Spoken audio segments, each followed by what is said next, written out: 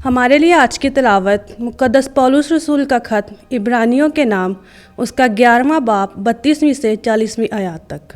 अब और क्या कहूँ, इतनी फुर्सत कहाँ कि जदाऊन और बाराक और शमशून और यफ्ता और दाऊद और सैमुएल और अम्बिया का हवाल बयान करूँ।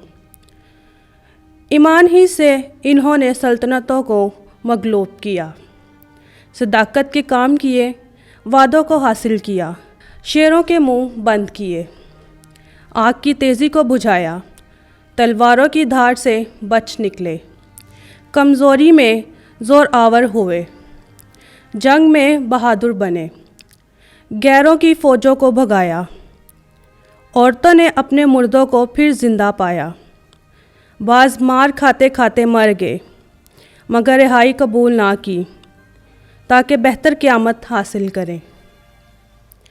बाज़ ठट्ठों में उड़ाए जाने और कोड़े खाने बल्कि जंजीरों और कैद की आजमाइश में पड़े। वो संसार किए गए, आरे से चीरे गए, आजमाए गए, तलवार से मारे गए।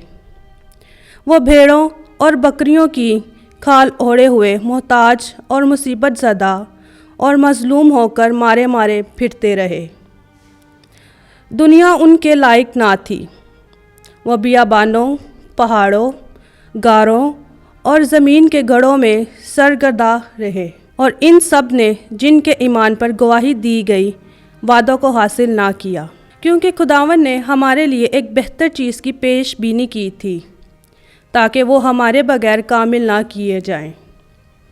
पाक कलाम का पढ़ा और सुना जाना हम सब के लिए बाइस बरकत हो। खुदा का शुक्र हो।